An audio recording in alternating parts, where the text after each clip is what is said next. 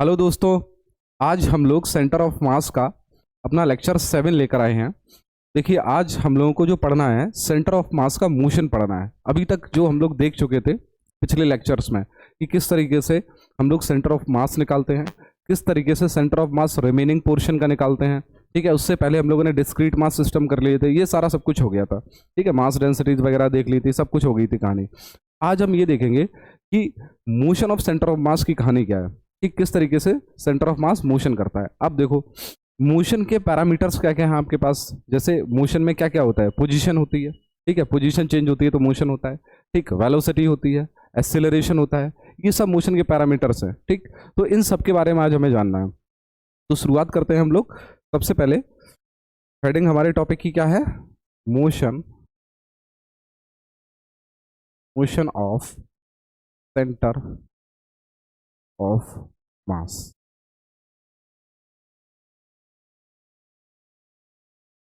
आज हेडिंग ही ग्रीन से पड़ेगी, चलो ठीक है, ग्रीन से ही लिखते हैं। देखो, मोशन ऑफ सेंटर ऑफ मास की कहानी क्या है। हमारे पास जो सेंटर ऑफ मास का फॉर्मूला क्या था, RCOM equals to M1 R1 plus M2 R2 plus MN RN upon M1 plus M2 plus M3 plus MN। ये आपके पास कहानी थी। ठीक, XCOM YCOM, यहाँ पर XCOM था तो R1 की जगह क्या आ जाएगा, X आ जाएगा। YCOM होता तो R1 की जगह क्या आ जाता है, Y आ जाता। ठीक है, अब कहानी ये है, हमारे पास सिस्टम ये है, ये छोटे छोटे से पॉइंट मास है। ये M1 है, ठीक है, ये इसकी पोजीशन सेंटर ऑफ मास की यहाँ से, ये क्या है, R1 है। ठीक, ये M2 है, ये V1 वेलोसिटी से जा रहा है, ये M2 है, ये V2 वेलोसिटी से जा रहा है, इसकी लोकेशन यहाँ से क्या है, R2 है। ये M3 है, इसकी लोकेशन R3 है, ये इधर V3 वेलोसिटी से जा रहा है। ठीक, सबकी लोकेशन अलग अलग है, सबकी वेलोसिटी अलग अलग है। ठीक है, आप एक तरीके से ऐसा समझ लो कि कंटेनर के अंदर जो गैस के पार्टिकल मूव करते हैं, ठीक है, वो जिगजैग डायरेक्शन में मूव करते हैं। कोई इधर जा रहा है, कोई इधर जा रहा है, कोई इधर जा रहा है, कोई इधर जा रहा है। अभी क्या है, अब ये सारे पार्टिकल्स चल रहे हैं, ठीक है, मोशन में है, सारे मोशन में। अब इनकी क्या क्या चीजें बदल सकती हैं। सबसे पहली तो चीज ये है कि जो इस पूरे सिस्टम का मान लेते हैं, यहाँ पर कोई सेंटर ऑफ मास है, यहाँ पर COM है, RCOM आप कह सकते हैं, सेंटर ऑफ मास यहाँ पर है इस बॉडी का। तो इन सब जो छोटे छोटे से पॉइंट मासेस हैं, इन सब के मोशन से क्या सेंटर ऑफ मास के मोशन पे कोई फर्क पड़ेगा। ठीक है, अगर मान लेते हैं V वेलोसिटी से मूव कर रहे हैं सब, V1 V2 V3, तो क्या सेंटर ऑफ मास भी किसी वेलोसिटी से मूव कर रहा होगा इस बॉडी का। या फिर अगर ये पोजीशन अपनी M1 M2 M3 ये सब पोजीशन अपनी थोड़ी थोड़ी सी बदलते हैं, ठीक है, तो क्या सेंटर ऑफ मास की पोजीशन में भी कोई चेंज आएगा। ठीक, इन सब छोटे छोटे मासेस के पास कुछ ना कुछ एक्सेलरेशन है, A1 A2 A3, तो क्या सेंटर ऑफ मास के पास भी कोई एक्सेलरेशन होगा बॉडी के। ठीक है, होगा तो वो कितना होगा, पोजीशन चेंज करेगा तो कितनी करेगा, वेलोसिटी चेंज होगी तो कितनी होगी, और वेलोसिटी कितनी होगी। ठीक, इन सब चीज़ों पे हमें चर्चाएं करनी है। तो सबसे पहले तो हमने position of centre of mass ले ली।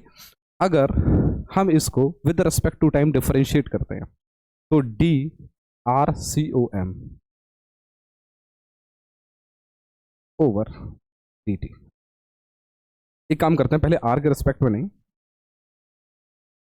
सबसे पहले हम पोजीशन के बारे में जानकारी ले लेते हैं, वेलोसिटी बाद में। ठीक, मान लो कि इन सब के जो पोजीशन है, पहले R1 थी, कुछ पोजीशन चेंज होगी M1 मास की, M2 मास की पोजीशन पहले क्या थी, R2 थी, विद रिस्पेक्ट टू यहाँ इस ओरिजिन पे हम बैठे हुए, यहाँ से 0,0,0, तो उसकी पोजीशन क्या हो गई, कुछ बदल गई, R2 से कुछ चेंज हो गई। ऐसे ही सेंटर ऑफ मास की भी पोजीशन कुछ चेंज हो गई होगी। ठीक, तो पोजीशन में चेंज हम कैसे दिखाते हैं, DRCOM। D का मतलब क्या है, चेंज इन पोजीशन। ठीक है, स्मॉल चेंज इन पोजीशन, बराबर ये क्या हो जाएगा आपका M1 DR1 plus M2 DR2 plus MN DRN upon ये जो आपका M1 M2 M3 लिखा हुआ है, ये पूरे सिस्टम का मास है, तो हम इसे M टोटल लिख सकते हैं, टोटल मास M टोटल। ठीक, ये हमारे पास आ गया, ये हमारी चेंज इन पोजीशन का पहला फॉर्मूला है। ठीक, या फिर बोल सकते हैं motion of centre of mass का पहला फॉर्मूला आपके सामने आ चुका है कि अगर पोजीशन में चेंज होगा सेंटर ऑफ मास की तो ये कहानी आ जाएगी।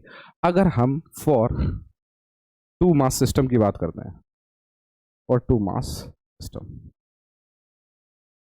ठीक, तो D R C O M क्या आएगा, ये क्या आ जाएगा, m1 r1 m1 dr1 plus m2 dr2 over m1 plus m2। ठीक, ये तो अगर पोजीशन चेंज हो रही है, और मान लेते हैं सेंटर ऑफ मास की लोकेशन में कोई चेंज नहीं आ रहा है, मान लो कोई पार्टिकल x इधर चला, दूसरा वाला पार्टिकल x इधर चल गया, ठीक, तो सेंटर से मास के पार्टिकल है तो सेंटर ऑफ मास की पोजीशन में कोई चेंज ही नहीं आएगा, सेंटर ऑफ मास की पोजीशन वही रहेगी। या फिर हम बोल सकते हैं कि जहां सेंटर ऑफ मास पहले था वहां सेंटर ऑफ मास अब रहेगा।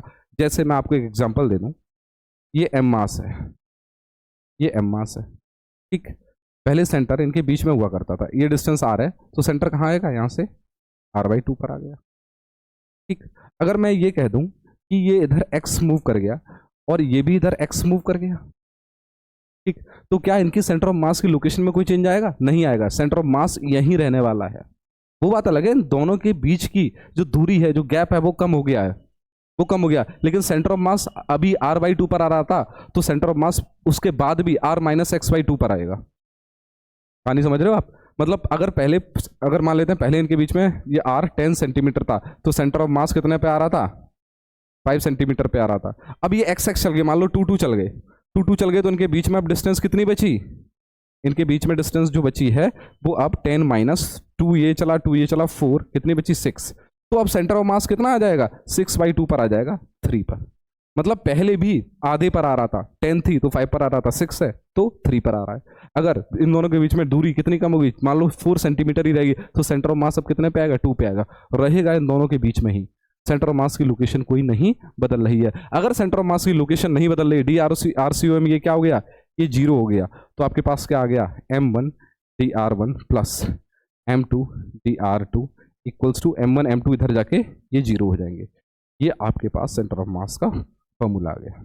ठीक, जैसे इस पर एक क्वेश्चन करते हैं, छोटा सा क्वेश्चन है, छोटे छोटे क्वेश्चन करके चलते हैं, ठीक है, और जो अच्छे क्वेश्चन है वो इस लेक्चर के बाद करेंगे, इस लेक्चर के आने वाले जो बाद वाला लेक्चर, कारण क्या, ये लेक्चर बहुत लंबा हो जाएगा अगर हम सब पे बहुत सारे न्यूमेरिकल्स करते जाते हैं। तो ये हमारे पास m मास था, ये हमारे पास 2m मास था, ठीक, इनके बीच में डिस्टेंस है r, ये 0,0, ये r,0, ठीक, इनका सेंटर ऑफ मास निकालिए, तो ये XCOM क्या आ जाएगा, m1 x1, तो m into 0 plus 2m into r upon m plus 2m, तो ये कितना आ गया, 2mr अपॉन 3m, m से m कैंसिल आउट, तो 2r/3, ये सेंटर ऑफ मास आ गया। ठीक है, पहले इसका सेंटर ऑफ मास यहां हुआ करता था। अब सवाल क्या है आपसे, सवाल ये है कि if m mass is placed towards 2m by a distance r/3, find the shifting of 2m mass if center of mass does not shift। मतलब आपसे ये पूछा गया है कि अगर ये वाला जो m मास है, ये वाला m मास, ये इधर कितना खिसक गया, r/3, ठीक, और सेंटर ऑफ मास जो था यहाँ पर सेंटर ऑफ मास था इनके बीच में कितने पे, 2r/3, सेंटर ऑफ मास की कोई शिफ्टिंग नहीं हुई है, वो जहां था, इससे पहले मैंने आपको समझाया था, वो जहां था वो वहीं पर है।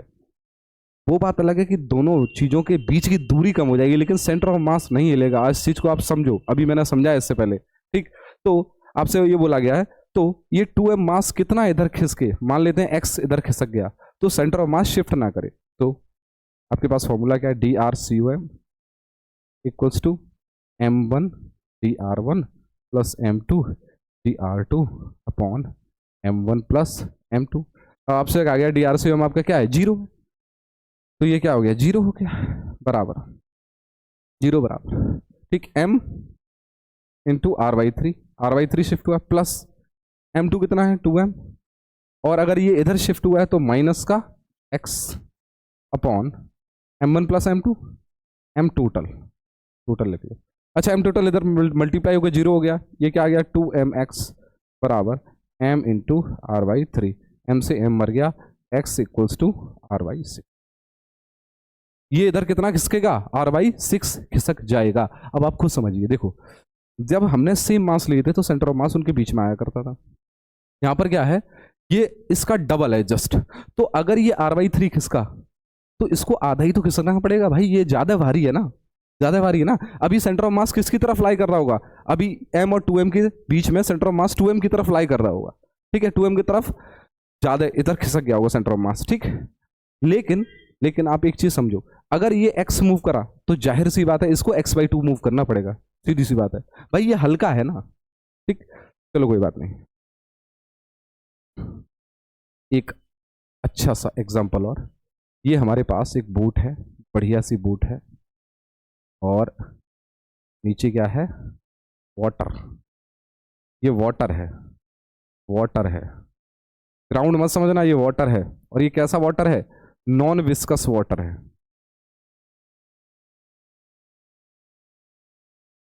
विस्कोसिटी, ठीक, मतलब इस वोट की सरफेस इस वाटर की सरफेस के बीच में कोई फ्रिक्शन नहीं, आप ये समझ के चलो, ठीक। अब आपसे बोला गया इस वोट का जो मास है वो 5m है, ठीक है, और एक आदमी यहाँ पर खड़ा हुआ है, इसका मास है m/5, ठीक। अब आपसे ये बोला गया है कि, और इस वोट की लेंथ भी आपको दी गई है, लेंथ ये रही, लेंथ ये यहां से आपको दी गई है l, ठीक। अब आपसे पूछा गया है इफ मैन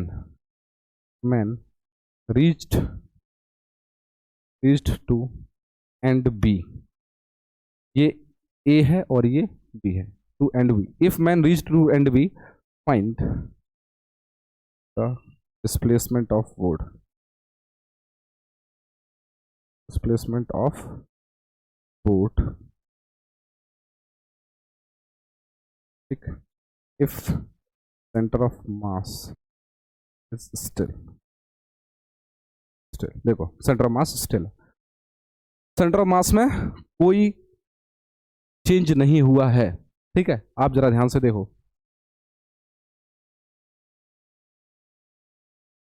बोट और इस आदमी के बीच में फ्रिक्शन रहा होगा भाई, आदमी चलेगा तभी तो पीछे रिएक्शन देगा ना, आदमी आगे जाएगा तो फ्रिक्शन की वजह से रिएक्शन कहाँ आएगा, पीछे आएगा, तभी तो बोट पीछे खिसकेगी पानी में, ठीक है। अगर मैं इस पूरे सिस्टम को देखूं, ध्यान से देखो, पूरे सिस्टम पर कोई फोर्स नहीं लग रहा है, आदमी और बोट, अभी आपको ये समझ में आएगा। अभी तो आप नॉर्मली समझो कि मान लो ये आदमी यहां से यहां तक चला गया और बोट पीछे कितना खिसक गई, मान लेते हैं बोट यहां पर आ गई, खिसक कर ये एक्स खिसक गई, बोट मान लेते हैं यहां पर आ गई, एक्स खिसक गई, ठीक। तो आदमी कितना चला होगा, आदमी देखो बोट एक्स खिसक गई तो आदमी के लिए डिस्टेंस कितना रहा, l-x रहा भाई, आदमी तो l-x चला हुआ ना, मैन कितना चला, मैन चला है l-x भाई, x बोट पीछे खिसक गई, पूरी बोट की लेंथ क्या थी, l थी, तो ये कितना कवर करेगा, l-x ही करेगा। बोट कितना चली, बोट चली है x, वो भी किधर, इस तरफ, आदमी चला है किधर, इस तरफ, राइट में, बोट लेफ्ट में, ठीक। सेंटर ऑफ मास उसका वैसे का वैसा ही है जैसा है, ठीक। तो आप यहां पर कौन सा फॉर्मूला लगाओगे, फिर से वही नीला वाला लेते हैं, DRCOM equals to m1 dr1, आदमी का मास m/5 इंटू l-x, ये पोजीशन में चेंज, प्लस बोट का मास 5m इंटू, अच्छा ये इधर गई है तो -x अपॉन दोनों का मास m टोटल। अच्छा सेंटर ऑफ मास की पोजीशन क्या है, 0 है, कोई शिफ्टिंग नहीं हुई है, तो 0 बराबर m/5l minus m/5x plus minus 5mx, ठीक। अच्छा ये दोनों इधर आ गए, इसको यहां लिख देते हैं, ये दोनों इधर आ गए तो दोनों जुड़ जाएंगे आपस में, ये 5×5 = 25, एक 26 mx upon 5, 26 M X upon 5 बराबर बराबर एम एल वाई 5। 5 से 5 मर गया, एम से एम मर गया, एक्स बराबर आपके पास क्या आ गया, एल वाई 26। ठीक है, मतलब वोट कितना किसकी इधर, एल वाई 26, आदमी उधर कितना चला तो एल माइनस एल वाई 26 ये आ गया। ठीक, तो 2 प्रॉब्लम हमने कर ली हैं और करेंगे बाद में बढ़िया बढ़िया प्रॉब्लम। टॉपिक को आगे बढ़ाते हैं। तो हमारे पास position of centre of mass आ गया था। ठीक है, फॉर्मूला भी हमने देख लिया था। अब हम देखते हैं कि velocity of centre of mass क्या होगी। तो D R C O M, अब इसको हम किसके रिस्पेक्ट में डिफरेंशिएट करेंगे, विद रिस्पेक्ट टू टाइम। ठीक है, हमने position of centre of mass को किसके रिस्पेक्ट में डिफरेंशिएट किया है, विद रिस्पेक्ट टू टाइम। तो D R C O M over D T, तो M one D R one over D T plus M two D R two over D T plus M N D R N over D T upon M one plus M two, तो इसको M total ही लिख लेते हैं, M total.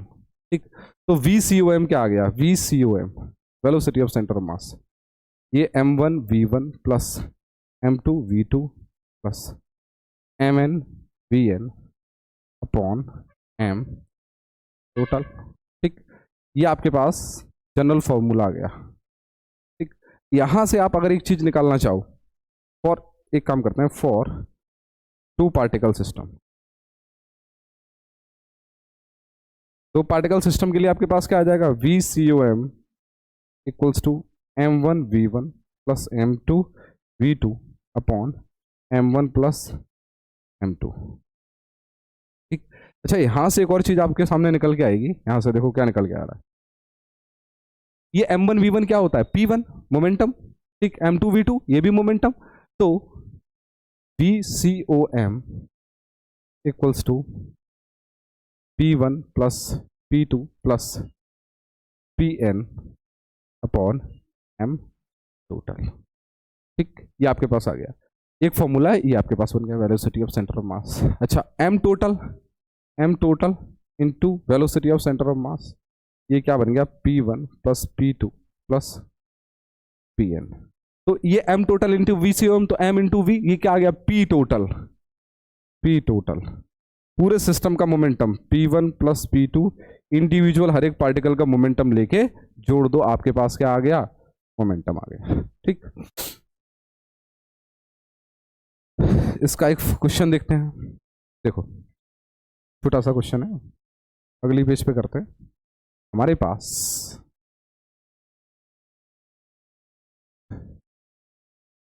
ये एक पुली लगी हुई है,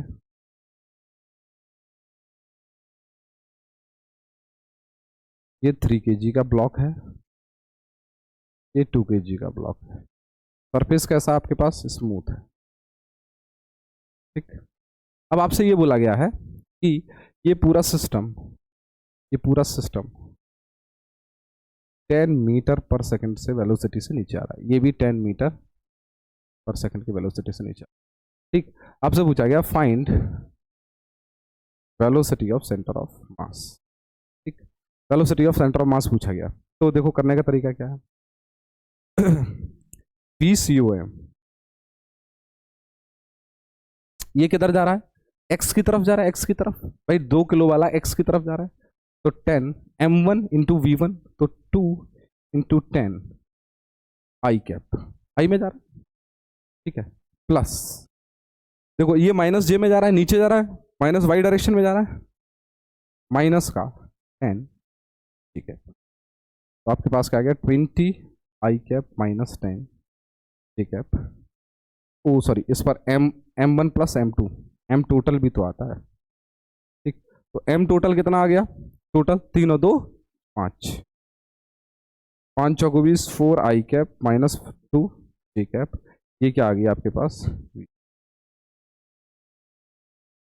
ठीक, अगर आपको मोमेंटम निकालना है तो पी टोटल क्या आ जाता है, देखो पी टोटल आपको पता है, अगर यहाँ पर मास से VCOM में मास से मल्टीप्लाई कर दें तो हमको पी टोटल मिल जाएगा।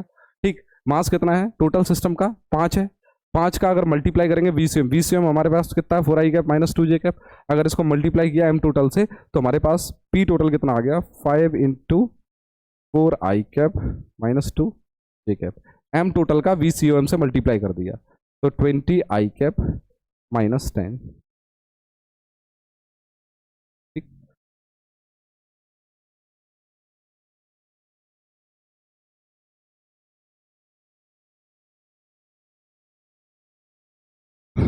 देखो अगला हम अभी तक क्या क्या निकाल चुके हैं, पोजीशन निकाल चुके हैं, वेलोसिटी निकाल चुके हैं, अगला पैरामीटर क्या है, एक्सेलरेशन। ठीक है, तो जो आपने वी सी ओ एम निकाला था, V C O M equals to M one V one plus M two V two plus M N V N upon M one plus M two plus ये M N आ गया। ठीक, अगर इसको आप with respect to time differentiate करते हो तो D V C O M over D T, ये आपके पास क्या आ जाता है, M one D V one over D T plus M two D V two over D T plus M N D V N over D T upon ये क्या आ गया, एम टोटल। ठीक, ये आपके पास क्या आ गया, ए सी ओ एम बराबर M one A one plus M two A two plus M N A N upon M total. ठीक है, ये acceleration of centre of mass का फॉर्मूला है। ठीक, अच्छा यहां से भी कुछ चीजें बाहर निकल के आएंगी, देखो क्या क्या निकल के आएंगी। अगर मैं फॉर टू पार्टिकल सिस्टम लूं, फॉर टू पार्टिकल सिस्टम, तो ए सी ओ एम क्या आ जाएगा, A C O M equals to M one A one plus M two A two upon M one plus. ठीक, और यहां से क्या निकल के आता है, देखो इसको हम कैसे लिख सकते हैं, ए सी ओ एम बराबर, अच्छा एम वन ए वन ये क्या है, ये मास इंटू एक्सेलरेशन फोर्स ही तो लिखा हुआ है। एम वन ए वन क्या लिखा हुआ है, एफ वन, ये एफ वन है, ये एफ टू है, उस सिस्टम के अंदर जितने भी पार्टिकल थे ये एफ एन है। ठीक, जितने पार्टिकल थे, देखो इससे पहले इस पर आ जाओ, ये हर एक पार्टिकल क्या है, एक इंटरनल फोर्स लगा रहा है या फिर कुछ भी लगा रहा है, कोई ऐसा भी फोर्स लगा रहा है इंटरनल एक्सटर्नल। ठीक है, कुछ ना कुछ फोर्स लगा रहा होगा, अगर इस सिस्टम के अंदर है तो इंटरनल फोर्स लगा रहा है, बाहर से कोई फोर्स लग रहा है तो एक्सटर्नल फोर्स लगा रहा है। ठीक, तो इसका फोर्स क्या हो गया, एफ वन, इसका फोर्स क्या हो गया, एफ टू, इसका फोर्स क्या हो गया, एफ थ्री, इन सब पार्टिकल का फोर्स हम क्या कर रहे हैं, ऐड कर रहे हैं।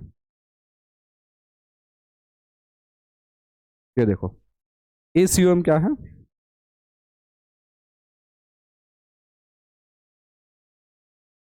इसको ऐसे लिख सकते हैं, F one plus F two plus F N upon M total.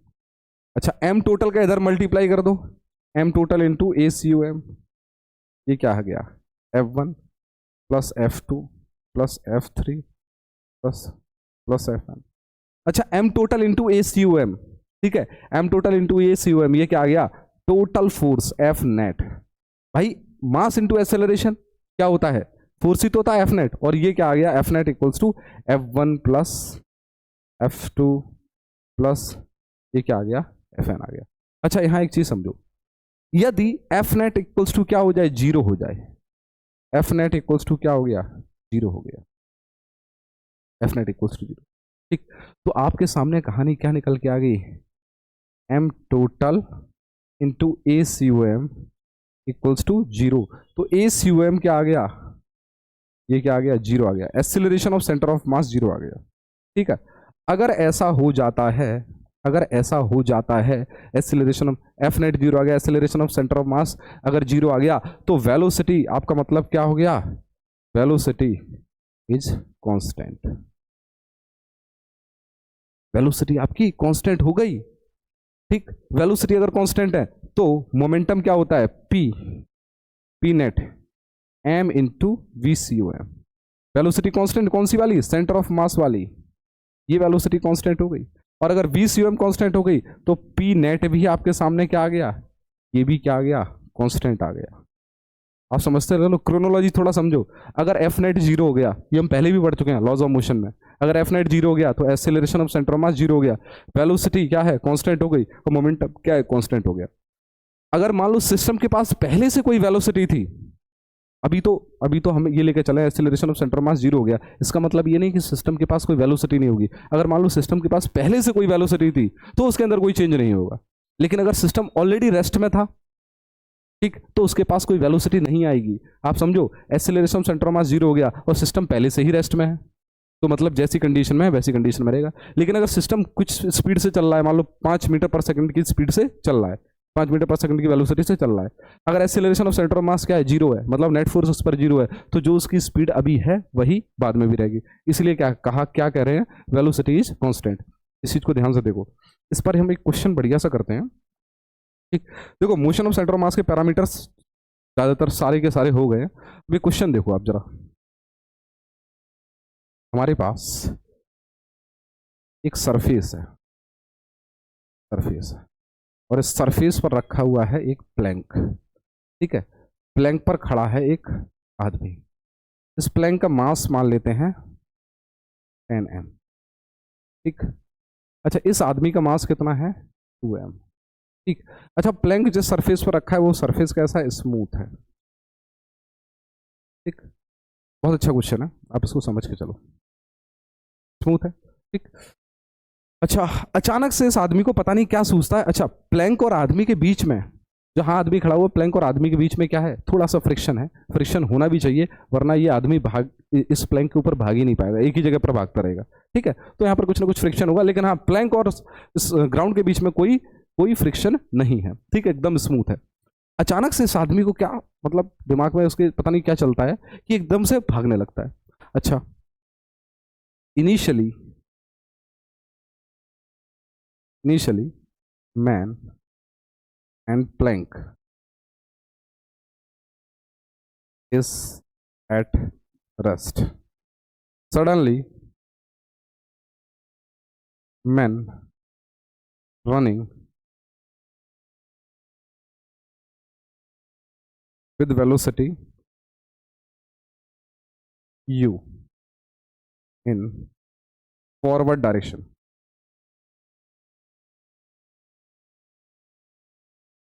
In forward direction आपसे पूछा गया है, find velocity of Planck at that instant. देखो, आदमी जिस वेलोसिटी से भाग रहा है ना, वो आपको with respect to ground velocity दी गई है। अगर आपको कभी भी ना बताया जाए कि वेलोसिटी जो आपको दी गई है वो किसके रिस्पेक्ट में दी गई है, तो आप विद रिस्पेक्ट टू ग्राउंड मान के चलोगे। मतलब आदमी अचानक से इधर कितनी वेलोसिटी से भागने लगता है, यू वेलोसिटी से भागने लगता है। अब देखो, इस चीज को समझो, आदमी प्लैंक पर भाग रहा है। अगर मैं इस प्लैंक का और आदमी का फ्री बॉडी डायग्राम बनाना चाहूँ आपकी आंखों के सामने, तो ये कुछ इस तरीके से होगा। ये आदमी खड़ा हुआ है, नीचे इसका मास लग रहा होगा 2mg, और ऊपर क्या है, एक n1, ठीक। अच्छा, ये प्लैंक नीचे क्या लगा रहा होगा, 10mg, और ऊपर क्या लगा रहा होगा, n2, ठीक। अगर देखा जाए, अगर इस पूरे को मैं सिस्टम ले लूं, प्लैंक और आदमी को, तो n1 mg को 2mg को बैलेंस कर रहा होगा, n2 10mg को बैलेंस कर रहा होगा। हॉरिजॉन्टल डायरेक्शन में कोई फोर्स है ही नहीं, भाई कोई नहीं है।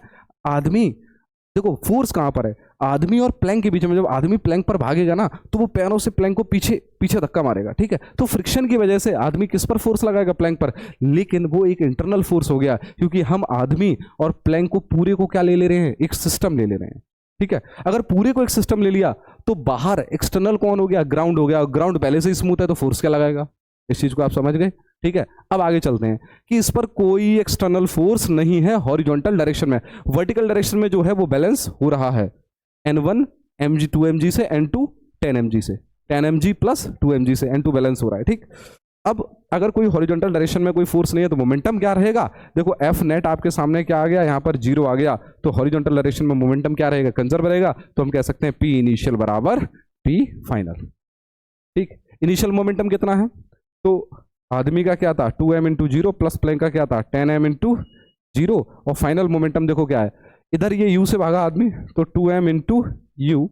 मान लेते हैं प्लैंक कितनी वेलोसिटी से पीछे भागा होगा, v से, तो प्लस 10m इंटू माइनस का v, माइनस इधर माइनस हो जाएगा, तो 10m v बराबर 2m u, m से m मर गया, तो b बराबर क्या आ गया 2/10 इंटू यू, 2 5 जा 10 बराबर u/5 से। ठीक, ये वेलोसिटी ऑफ प्लैंक आ गई। और दूसरी चीज आपके सामने क्या है, देखो अब आपसे ये पूछा गया, मान लो पूछ लिया गया, ये आपसे पूछ लिया गया कि बताओ इस आदमी ने इस प्लैंक के ऊपर कितना वर्क किया होगा। आदमी ने तो वर्क कुछ ना कुछ प्लैंक के ऊपर किया है ना, ठीक है, कुछ ना कुछ वर्क किया है ना। आदमी आगे भागा, ठीक है, उसने कुछ वर्क किया तभी तो प्लैंक पीछे भागा। तो आपसे पूछा गया बताओ कितना वर्क किया आदमी ने प्लैंक के ऊपर। तो आपके पास वर्क एनर्जी थ्योरम है, वो क्या बोलती है, work done by all the forces equals to change in kinetic energy. लगा दो, ठीक है, वर्क डन बाई आदमी, ठीक है, ये क्या है, work done by all the forces equals to change in kinetic energy. Work done by all the forces, सबने क्या वर्क डन किया है, ठीक, वर्क डन केवल आदमी और प्लैंक के बीच में ही हुआ होगा, वही फ्रिक्शन है और कहीं कुछ है ही नहीं। तो work done by all the forces या फिर वर्क डन बाई आदमी, कुछ भी कह लो, आदमी। देखो ये वर्क आदमी ने प्लैंक के ऊपर किया, उतना ही वर्क प्लैंक ने आदमी के ऊपर किया होगा, ठीक। तो kinetic energy final minus kinetic energy initial. Kinetic energy final कितनी है, जरा ध्यान से देखो, हाफ आदमी का मास 2m into you square plus, ठीक। अब काइनेटिक एनर्जी किसकी, प्लैंक की, तो हाफ प्लैंक का मास 10m इंटू उसकी वेलोसिटी का square minus kinetic energy initial, किसी के पास कुछ वेलोसिटी नहीं थी तो 0 है। तो हमारे पास कितना आ गया, 2 से 2 मर गया, m u square plus half 2 5 जा 10, तो ये कितना आ गया 5 into m into V square. V हमारे पास क्या है, U square upon 25, U square upon 25, तो 5 एकन 5 पचम 25, तो कितना आ गया 5mu और एक 6mu स्क्वायर अपॉन 5, ये वर्क किया, ठीक है। कैसा लगा भाई ये क्वेश्चन, सिंपल था, कुछ उसमें था नहीं, ठीक है। चलो एक और क्वेश्चन देखते हैं, मिला जुला सवाल। हमारे पास ये एक पुली है, इसका मास m है और इसका मास 2m, ठीक है। इनिशियली सिस्टम एज रेस्ट,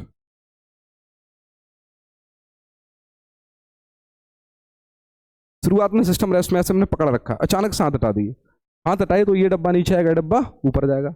आपसे पूछा गया find centre of mass, find acceleration of centre of mass and velocity of centre of mass after 2 seconds, ठीक है। एक्सीलरेशन भी पूछा है, वेलोसिटी भी पूछी है। तो एक काम करते हैं, सबसे पहले हम क्या निकालते हैं, एक्सीलरेशन निकालते हैं। तो m का देखो, वैसे तो मैं निकाल सकता था शॉर्टकट तरीके से, 2m ऊपर टेंशन, नीचे क्या है 2mg, इसका एक्सीलरेशन a नीचे, इसका एक्सीलरेशन a ऊपर, a मान लिया। अब आप शॉर्टकट तरीके से क्या लगा सकते थे, वैसे तो इक्वेशन बना के लगा दो, कैसे, ये डब्बा नीचे आ रहा है तो 2mg minus T equals to 2m, ये पहली इक्वेशन ये, और t minus mg equals to m into, ये इक्वेशन सेकंड। अब इन दोनों इक्वेशन को सॉल्व कर लो, या फिर आप ऐसे भी कर सकते थे, गवर्निंग फोर्स कौन है इस मोशन को, चला कौन रहा है 2mg वाला डब्बा, और रोक कौन रहा है यहाँ वाला mg, ठीक। तो नेट फोर्स कितना हो गया 2mg माइनस mg बराबर m इंटू ए, टोटल मास कितना है 2m 3m इंटू ए, ये कितना आ गया mg अपॉन 3m बराबर a, m से m मर गया तो e बराबर कितना आ गया g/3। आप चाहो इन दोनों इक्वेशन को सॉल्व कर लो, चाहे शॉर्ट ट्रिक लगा लो, जो आपको समझ में आए। अच्छा एक्सीलरेशन किसका आ गया हमारे पास, एक्सीलरेशन डब्बों का आ गया। अब देखो जरा ध्यान से, अगर इसका एक्सीलरेशन a ऊपर है तो इसका एक्सीलरेशन a नीचे है। अगर एक्सीलरेशन ऑफ सेंटर ऑफ मास हमें निकालना है तो आप क्या करोगे, m1 a1 plus m2 a2 upon m1 plus m2, कैसे आएगा, m इंटू इसका एक्सेलरेशन ऊपर तो प्लस का ले लिया, प्लस 2m, इसका एक्सेलरेशन नीचे तो माइनस का ले लिया। भाई डायरेक्शन के साथ हमें लिखना है, एक्सेलरेशन एक वेक्टर क्वांटिटी है, अपॉन m1 प्लस m2, तो 2m प्लस m 3m, ठीक है। तो ये माइनस का ma अपॉन 3m, m से m मर गया, माइनस का a/3, मतलब centre of mass a/3 acceleration से नीचे आ रहा होगा, नीचे वाली डायरेक्शन हमने नेगेटिव ली है, ठीक। ये आपका acceleration of centre of mass आ गया, ठीक है। अब वेलोसिटी पूछी आपसे 2 सेकंड बाद, ठीक, तो आपको पता है इनिशियल वेलोसिटी इसकी क्या थी, इनिशियल वेलोसिटी दोनों डब्बों की क्या थी, एक डब्बे पर लगा लेते हैं क्योंकि 2 सेकंड बाद दोनों डब्बों की जिस वेलोसिटी से नीचे आएगा उस वेलोसिटी से ऊपर जाएगा। तो इनिशियल वेलोसिटी क्या थी, डब्बों की 0 थी। एक्सीलरेशन आपके पास कितना निकल के आ गया था डब्बे का, g/3। टाइम कितना दे रखा है, 2 सेकंड। तो final velocity v = u + at, तो 0 + a × t, g/3 × 2, ये कितना आ गया 20/3 मीटर पर सेकंड। अब आप समझो इस डब्बे की वेलोसिटी 20/3 ये ऊपर होगी मीटर पर सेकंड, और इसकी 20/3 ये मीटर पर सेकंड, ये कहाँ होगी, नीचे होगी। एक की वेलोसिटी अगर आप पॉजिटिव लोगे दूसरे की आपको नेगेटिव लेनी पड़ेगी। तो VCOM आपके पास क्या आ गया, VCOM m1 v1, तो m इंटू, अच्छा ऊपर वाली वेलोसिटी आपने पॉजिटिव लिया तो 20/3 प्लस 2m छोटे वाले डब्बे के 2m, सॉरी बड़े वाला डब्बा नीचे आ रहा है तो माइनस का 20/3 अपॉन m टोटल m कितना होगा 2m + m 3m, ठीक। तो 20m/3 माइनस 40m/3, तो माइनस का 20m/3 बचेगा इंटू 3m, m से m कट गया, और माइनस का 20/9 मीटर पर सेकंड। ये velocity of centre of mass आ गई। मतलब सेंटर ऑफ मास जो है इसका, इस डब्बे का सेंटर ऑफ मास कहीं इनके बीच में कहीं होगा, तो वो कितने से 20/3 से 20 माइनस का 20/9, मतलब क्या है 20/9 से कहाँ आ रहा हुआ, नीचे की तरफ आ रहा हुआ, ठीक। तो ये हमारे पास कुछ प्रॉब्लम थी। एक लास्ट प्रॉब्लम और देख लो, ठीक है, एक और चलो देख लेते हैं क्या है कहानी। बहुत ही फेमस सवाल है हमारे पास, फिर से वही प्लैंक का सवाल है, प्लैंक का सवाल है। ये हमारे पास एक प्लैंक रखा हुआ है, एक आदमी यहाँ खड़ा हुआ है, एक आदमी यहाँ खड़ा हुआ है, इस सिरे को नाम दे दिया ए, इस सिरे को नाम दे दिया बी, ठीक। अब देखो एक और चीज, ये सरफेस स्मूथ है, ठीक, इसका मास m है, इसका मास 2m है, और इसका मास 12m, ठीक, प्लैंक का मास 12m। सवाल ये कह रहा है कि इफ इनिशियली ये सब सिस्टम रेस्ट में इनिशियली, ठीक है, फिर क्या वो बोल रहा है कि ये चल देता है इधर, ये चल देता है इधर, ठीक है, और ये बी वाला ए पर पहुंच जाता है, ए वाला बी पर पहुंच जाता है। तो आपसे ये पूछा गया कि प्लैंक कितना मूव करेगा, ठीक। If man A moves reached to location of man B, and B reached to man A. Find the shifting of Planck if center of mass does not shift, centre of mass shift नहीं हुआ है, ठीक। तो हम ये कह सकते हैं कि ये इधर कितना शिफ्ट किया है, ये इधर, और हाँ एक और चीज, इसकी प्लैंक की जो लेंथ आपको दी गई है वो कितनी दी गई है, 10 मीटर। प्लैंक की लेंथ आपको 10 मीटर दी गई। चलो सवाल करते हैं। देखो m इधर गया, 2m वाला इधर आया, देखो ये मूव कितना किए, ये मूव कितना किए, 2m वाला इधर आया तो कितना मूव कर गया होगा वो, भाई 2m वाला इधर आ रहा है, इधर आ रहा है, तो वो पीछे इसको प्लैंक को धक्का मारेगा, m वाला इधर पीछे धक्का मारेगा। अब आप ये समझ लो जो 2m वाला है वो इसको ज्यादा धक्का मारेगा, इसका मास ज्यादा है, तो ये फ्रिक्शन फोर्स इधर ज्यादा देगा। मान लेते हैं प्लैंक इधर कितना खिसक गया, यहां तक खिसक गया x मीटर। अगर आप गलत भी मान लेते हैं तो कोई दिक्कत नहीं, आपकी डिस्टेंस माइनस में आ जाएगी, आपने जो सोचा होगा उसका उल्टा हो गया होगा, ठीक है। मान लेते हैं ये प्लैंक x इधर खिसक गया, तो ये 2m वाला इधर कितना चला होगा, 10 - x। देखो 2m वाला कितना चला होगा, 10 - x, ये समझ के चलो 10 - x इधर चला है। m वाला कितना चला होगा, ठीक, m वाला कितना चला होगा 10 + x, ठीक। देखो m वाला फॉरवर्ड चला है, 2m वाला इधर चला है, और प्लैंक कितना चला होगा, प्लैंक का मास क्या है 12 है, वो कितना चला हुआ x, और वो भी किधर, इस साइड। ठीक, लगा दो। DRCOM equals to M1 x1 plus M2 x2, DXCOM लिख लो आप, plus M3 x3 upon M total. अब ये क्या हो गया, ये तो जीरो हो गया, तो M टोटल इधर जीरो हो गया, तो M1 x1 plus M2 x2 plus M3 x3 बराबर क्या आ गया, जीरो आ गया। तो M कितना है, सबसे पहले शुरुआत करते हैं M से, तो M इंटू इधर वाली डायरेक्शन हमने पॉजिटिव ले ली, तो ये कितना चला 10 प्लस x, ठीक, प्लस M2 क्या ले लेते हैं 2M वाला, तो 2M, ये इधर कितना चला, तो 10 माइनस x, तो माइनस का यहाँ पर माइनस लगा लेते हैं,